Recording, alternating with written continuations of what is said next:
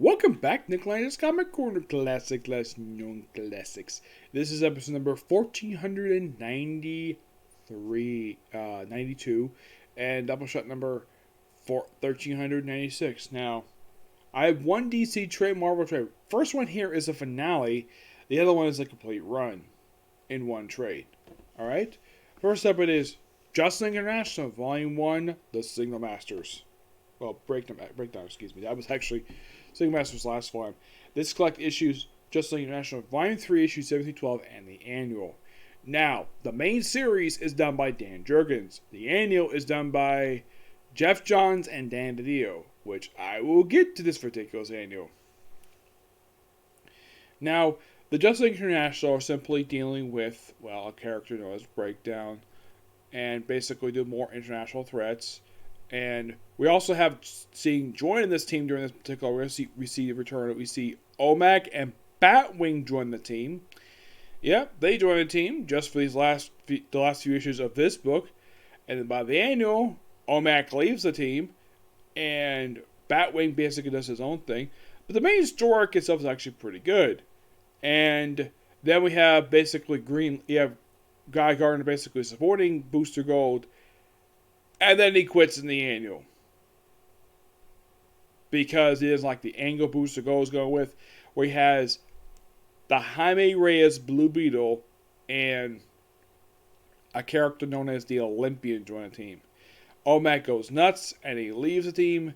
And he's not seen again until he pops up in the pages of Suicide Squad. And then after he pops up in Suicide Squad, this is of course for the Forever Evil tie-in. After that, I think he shows up in... I know he showed up for Blue Beetle, well, the Rebirth race. He showed up there, and I think that was it. I don't remember if he showed up any other place else.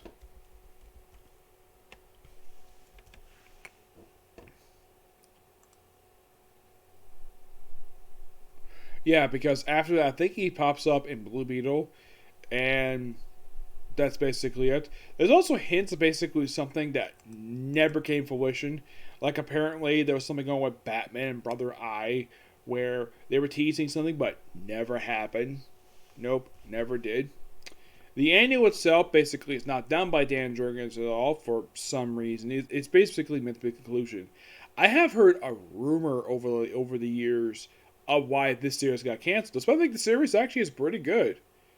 The rumor was because Jeff Johns was jealous of the series' sales. He apparently didn't like the fact that this series was outselling his Justice League. That is the rumor I heard. I don't know if this is true or not. Oh, by the way, I give this book let me give it a 9 out of 10.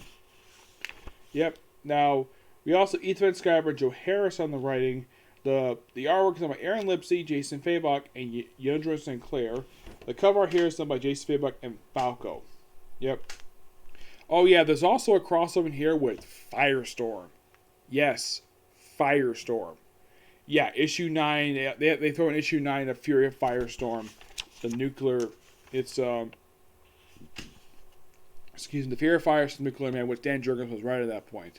Yeah, they threw it in because they had a crossover with, well, Firestorm, where Firehawk was offered to join the team. Also had this weird thing happen here, where Firehawk and the Jason Rush Firestorm made out become this Firestorm monster. Yeah, there's kind of an explanation for that. That was something that was going on in the pages of Firestorm at that point in time, where apparently there were multiple Firestorms, and then by the time Dan Jurgens came on board, he pretty much fixed it and basically made it through regular Firestorm, what people are familiar with. And even though his efforts did kind of help the book didn't last very long. As soon as he got in the book, 80 issues later, book got canceled. Yep, book got canceled. That book I'll eventually review in the future. Definitely, because of how interesting that title is. But in the case of my final thoughts on this particular run, this is I didn't talk much about it. Also the final issue led it where, oh yeah, the Justice League International get brand new base operations because the original base was destroyed back in issue 1. They get there, and they get a new base, but nope, Justice League International falls apart. And the group is pretty much disbanded.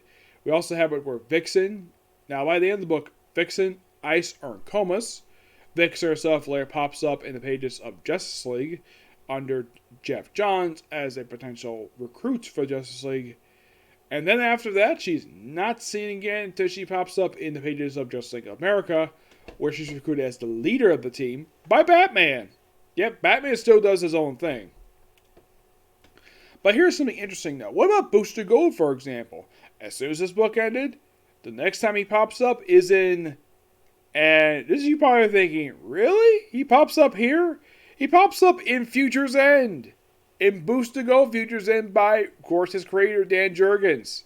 And then later on, he pops up in Convergence Booster Gold for that 2-issue miniseries. And I think after that, the next time he pops up, well, he did kind of pop up in the pages of the main series of Convergence. And then after he pops up in the minis in the story arc The Gift, in Batman for Tom King leading up to the wedding. Let's see. I'm trying to think, what else does he pop up in? Well, he recently returned for Blue and Gold, which is a fantastic miniseries to start off with me. I read the first issue of it that came out this week. It was really good. Oh yeah, he also popped up in Action Comics in the Booster Shot storyline, which I believe it was the final story arc under Dan Jurgens' run for Action Comics. Yep. Aside from that, that's it for Booster Gold. Okay, what about Iris herself? She later popped up for Red Lanterns when Guy Gardner was in the book. And after that, nothing. Fire herself, I don't think ever popped in comics ever again. Batwing himself, well, he later returned to it. He was all starting his own title at this point. Though he later retired a year, not long after this. I'd say within 7 months. He had stepped down as Batwing. This, of course, is the David Bowie Batwing. He retired and never appeared in comics ever again. He last appeared back in Batwing number 19, where he retired. And I kind of thought that maybe he might meet the current Batwing, who is Luke Thomas. Who's Luke Fox, excuse me. Well, never happened. Nope, never did. As for Justice League National itself, it would never pop up in comics ever again. They would have sort of another Justice League team, Justice League America, great title, and they have the 29 issues. But in the case of the rest members of the team, well, Jaime himself would still, this was a brief stopping point for him during his time in his own book. And then when his book got canceled, he later popped up in Threshold for about a couple issues, didn't do very much. And then he popped up for a single standalone shot in Convergence. And then had his own series again. And I think he later popped up in Young Justice. And that's been pretty much it for him. The Olympian himself, I don't think he appeared ever again. Not that I can think of, no. Guy himself will later return to Green Lantern Corps. Going to be appearing in that book along with this book. And he appeared in that book for a brief period of time. And then after the events of Rat the First Lantern, he took over the Red Lantern series as kind of his own solo book for the rest of that series. And then later on, he did return to the Green Lantern Corps. Well, first, basically, also holding the... There's also a joke where him being the Christmas Lantern, which I thought was kind of hilarious. And eventually, he did rejoin the Green Lantern Corps full-time in the Hal Jordan Green Lantern Corps series. And that's been it for him. Yep. But as the rest of the team, not much for them. Not really, no. Yes. Now, as for if it was true that Jeff Johns did like the fact that this book was outside of the main Justice League, I don't know if that's true or not. I heard this several years ago as a rumor that was stated by a guy by the name of Sly Cooper 88. That's what I heard from him.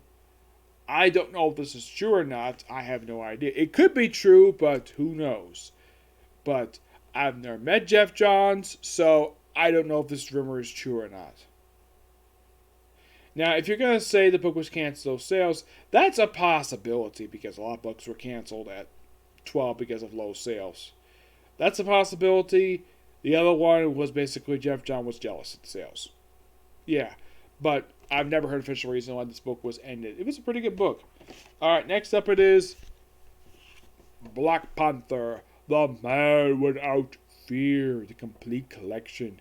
Yeah, this collects the entire run of Black Panther, The Man Without Fear / Most Dangerous Man Alive, which is Black Panther, The Man Without Fear, 513 to 523, And Black Panther, the most dangerous man alive, 523.1, and 524 to 529.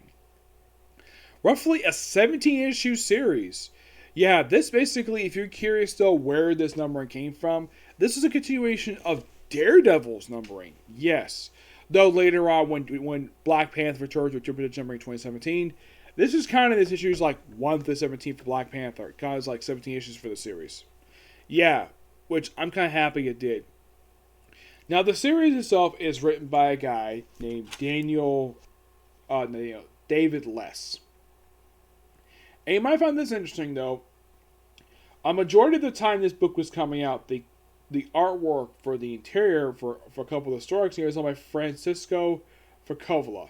Yeah, this guy was artist for a majority of the period of time. He did like pretty much all the covers. Now, there's a few different stories. You have Urban Jungle, which now takes a 513, 518. Storm Hunter, 519, 520. Fear and Loathing in Hell's Kitchen, that's the Fear itself tie-in, 521, 523. True Sun, that's a .1 issue. Spider Island, that's 524, which I'll get to that. Don't worry, we'll discuss that one. And the finale, Kingdom Wakanda. The very first story arc, in a way, is basically Black Panther establishing his own presence in Hell's Kitchen. Establishing the fact he's got his own civilian identity, and the fact he owns a diner in, well, the city itself. And also, he changed his costume. Yes. Yeah, for some reason in this run, he decided to wear a completely different costume, per se, under this run. Yeah. Well, here's a good look of it where you take on Spider-Man this cover. Yeah, that's what the costume looked like. Yeah, as for the reason why for the change, well, there's kind of an explanation of how he got here. Because this is Athens of Shadowland and Doom War, where the Vibranium in his own country was referred in art, and he gave up being in position of being king, though he later came back to being king. Yep, and also this very first story, he has like his own standalone villain named Valid, who he battles in his story arc, and then the character's son gets killed off, and then the guy never pops up ever again. Now, that felt like a complete story arc right there. That felt like the first official story arc of this run. 519, 520, this felt like a big special that was basically sent upon 2 issues. It's simply put for this one, it is Black Panther and Storm versus Kraven the Hunter. And during the period of time between Grim Hunt and Nick Spencer for his Spider-Man, one of his many comics he popped up in. Of course, he popped up here. He popped up in Incredible Hulk. He popped up in Scarlet Spider. He popped up everywhere. He just basically wanted to avoid the Peter Parker. So he popped up for 2 issues of Spider-Girl, which came out right after Grim Hunt. And I think this 2-parter came right after that 2-parter in Spider-Girl. This, of course, was the Irena, who was Spider-Girl in 616. Yeah, and this 2-parter was the only time that I can think of the Storm period in this book. But this 2-parter is really good. But in my opinion, like I said, it feels like a 2-part special that just basically just had to happen. The very next story arc, basically, which is the Fear Itself tie-in, this is a tie-in to Fear Itself. Now, I've heard mixed reception for Fear Itself over the years. I kind of like Fear Itself. I thought it was a really good story arc of crossover. Shockingly, this was the only crossover Matt Fraction ever worked on. This tie-in felt like came out completely out of the blue. Now, there are 2 villains in this story arc. One is a new hate mongler, because this basic story deals with racism, and a character known as the American Panther. I am not kidding about that.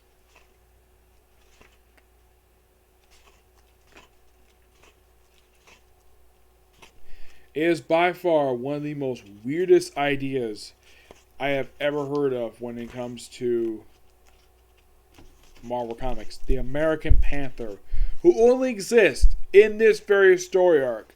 That's him. That's the American Panther. Who is this guy? Some random white guy in a mask. He's more like a American militaristic version of the classic Black Panther. Yes, and the guy who is the current hate mongler, well, apparently he was a fan of hate mongler and apparently didn't like immigrants. Yeah, it's almost like the writer of this book basically had to go into that immigration trope. Yeah, where people don't like immigrants because they think that, oh, immigrants are here to take our jobs. I'm like, who cares? Like, I've got a job. It doesn't really affect me very much. Okay? My opinion of immigrants, as long as they're here legally, and, like, I'm not basically one of the people who would bash people who are immigrants just because they're here to steal our jobs. I'm not going to do that. I'm not that type of person. Nope. And this guy got fired because he dared wear a hate mongler mat. Well, a hoodie. And then later on, he became the hate mongler, created this American Panther character to take on Black Panther, and also using some. Now, how he became the hate mongler was through some kind of weird magic that he somehow absorbed that made him the new hate mongler. Yeah, it was something to deal with whatever's going on fear itself that caused this to happen. This tie-in stuff felt a bit random, but also building upon what was going on in the book at that point. Yep, even Foggy Nelson appears in this arc. Yep. Yes, he does. And then right after this story, we actually have, well, a standalone issue, basically Black Panther just investigating some crime, whatever, for this one story arc here. Have a conversation with the White Panther.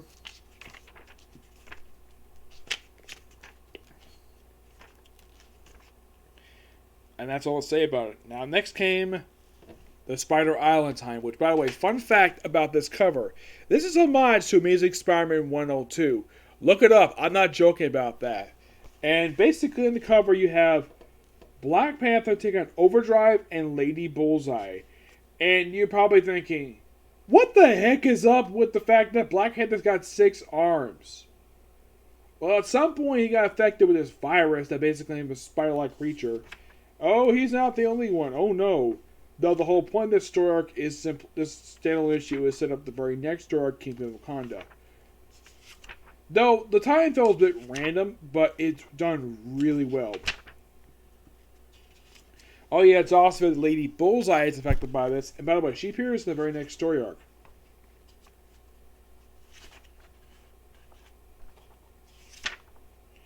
Yep.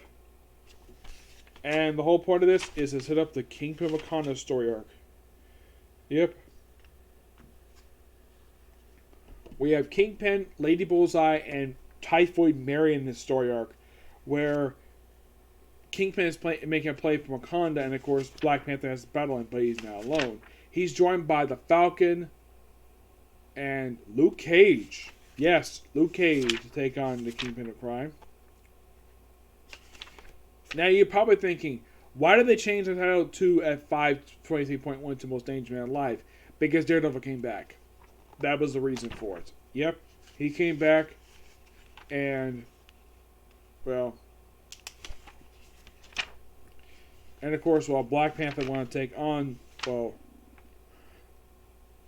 there's also this really pose where Black Panther's on top of Lady Bullseye.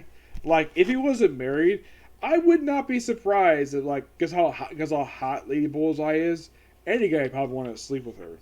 Yep. So aside from Falcon and Luke Cage, I don't think anybody else helps Black Panther take on the freaking King. Oh yeah, he's also joined by his sister Shara and the Dodger Majority, basically his bodyguards, who basically in the original Krista Priest one revealed that kind of in a way these women are potential brides for the Black Panther. Yep. So, yeah, then the last couple issues you have the Kingpin versus Black Panther, which is awesome, and he gets defeated. And tell him basically, if you return to, like, tell him to leave Wakanda alone and he'll let him live. And he's like, okay, fine. And then Daredevil comes in the epilogue, and they kind of in a way have a passing of torch back to Daredevil for that, and that was simply it. Yep. This was actually pretty good. Reading this again, I kind of forgot how really good this book was. Yes, my guess the book was canceled, probably due to low sales. That's probably the reason why. But this book is really good. I give this whole run and this book a 9.5 out of 10. Now, what did Black Panther do after this particular book wrapped up? Well, he later popped up in ABX. Yes, seriously. Where he went back to Wakanda. Well, it was actually first popped up Fantastic Four. I think he popped up AVX afterwards. Where in AVX, his country got flooded by Namor the Submariner looking for the Avengers. Yep. And then the finale for AVX had the most stupidest thing happen. And I'm surprised people don't talk about this very much. It is by far one of the stupidest decisions ever in the history of the comic. And people talk about one of the dumbest things being, oh, having Scott Summers kill Charles. Yeah, that could talk a lot more than what happened in issue 12. Where, because Storm dare side with the X-Men against the Avengers, he annuls their marriage. After 6 years. This book itself was done by Jason Aaron. I don't think this is Jason Aaron's idea. I'm not going to blame Jason Aaron for this. I mean, my friend Edgar kind of blames this on Brian Michael Bendis on this. My guess is this is probably Joe Quesada meddling into stuff where he shouldn't have. And a lot of people probably, if they had probably had launched some videos at that point, probably would say, yeah, this is an absolute stupid idea. Put it back together. And I guess some people may have said that, and I guess Marvel must have listened because they put it back together. Not married per se, but they're basically back being a couple. Well, Storm did briefly hook up with Wolverine for a couple years before he died. Then she eventually hooked back up with Black Panther. And after AVX, he popped up in 2 issues of Fantastic Four, which helped set up basically stuff happening in the Jonathan Hickman New Avengers run. Yep. And during that run, he had some very questionable stuff going in Illuminati. It was a very good run, mind you. And after that book ended, he popped up in Secret Wars. After Secret Wars, he got his own ongoing series again. By the way, like, after this book ended, he had no ongoing series for 4 years. Until, like, after Secret Wars, he magically got one. And under Ty Kotis, which was really freaking good. I love this guy's run. And I think there's still one more trailer left to come off with the guy who run. That's simply it. Yep. Of course, Black Panther himself would basically attempt to rekindle his relationship with Storm, which he's been semi-successful at that. And I would not be surprised if somehow they have a re-wedding for Black Panther and Storm. Because, in my honest opinion, the dissolvement of their marriage was a dumb idea. Yes, I still think so. I think a lot of people basically felt this way too. I think this probably was one person's idea. They probably had to go with it because he was the guy in charge. Probably Joe. Well, let's see. 2012. This is probably toward the end of the tenure of Joe Quesada as editor-in-chief. Probably one of the last things he had to do when he was editor-in-chief before Axel Alonso took over. Which everybody knows how controversial this guy was. Oh boy. I've done a whole rant about him in another video. Check out that because, oh boy, the guy did a lot more controversial stuff than Joe Quesada ever did. Yeah, the guy was full of boatload of controversy. I mean, you ever heard of any writers who left when Joe Quesada was editor-in-chief? I think maybe like 1 or 2 did. But in the case of Axel Alonso, like half the big name writers left. Went to basically mostly all the Image except for like 2. Yeah. But yeah, not much I'll say about the 2 books got here. They're good, definitely. And I did recommend checking out the Black Panther, The Most Dangerous Man Alive. You can check out the eventual trades or this complete collection. It is really good. I mean, the trade itself only costs $35. It's well worth your money to check this book out because it's really good. It basically, in a way, took Black Panther out of Wakanda stuff, basically gave him sort of a noir style. And having Francis Ford Coppola as the artist for this run was really good idea. I loved it. Yep. So yeah, that's it for Single Review. Stay tuned for my reviews today for Shaman King and then Fairy Tale. Okay? See you next video. Bye.